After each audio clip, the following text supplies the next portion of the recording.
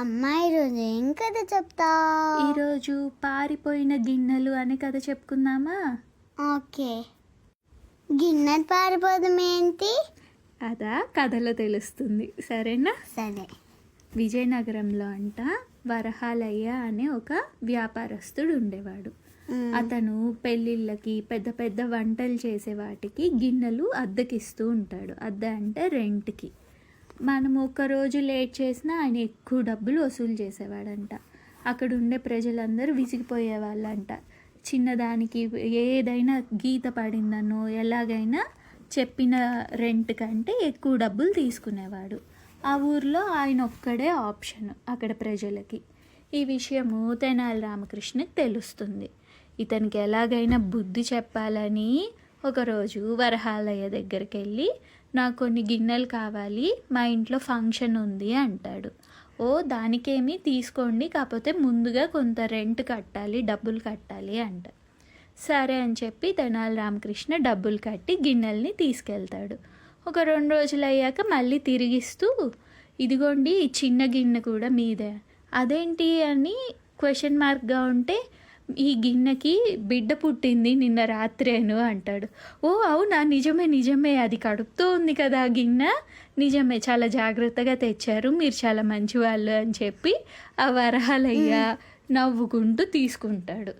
అందరూ ఈ తెనాలి రామకృష్ణ తెలివిగలవాడు అనుకుంటాడు, ఇంత తింగరోడేంటి ఇలా ఇచ్చాడు అని తీసుకుంటాడు హ్యాపీగా. ఇంకొక గిన్నె లాభం కదా వరహాలయ్యకి, అయిపోతుంది. కరెక్ట్గా ఇంకో వారం రోజులకి మళ్ళీ వెళ్తాడు తెనాలి రామకృష్ణ.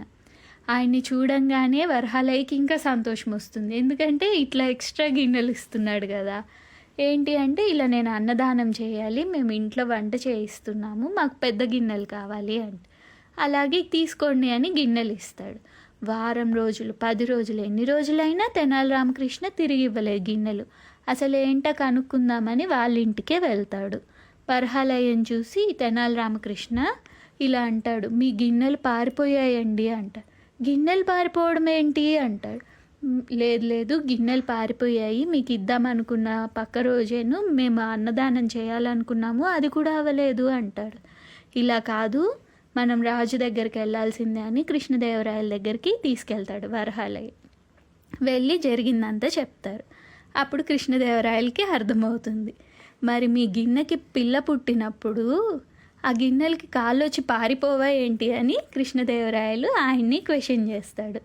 అప్పుడు వరహాలయ్య అర్థం చేసుకుంటాడు, ఓహో తెనాలి రామకృష్ణ నాకు బుద్ధి చెప్పాలని ఇలా చేశాడు అని. అప్పటి నుంచి ఇంకా ఎవరితోనూ అలా చేయడు. ఎంత డబ్బులు కావుతాయో అంతే డబ్బులు వసూలు చేసేవాడు. మీకు కనుక ఈ కథ నచ్చినట్లయితే లైక్ చేయండి, షేర్ చేయండి, సబ్స్క్రైబ్ అవుదాం మరవకండి. ప్రేమతో మీ ఆశ. Thank you.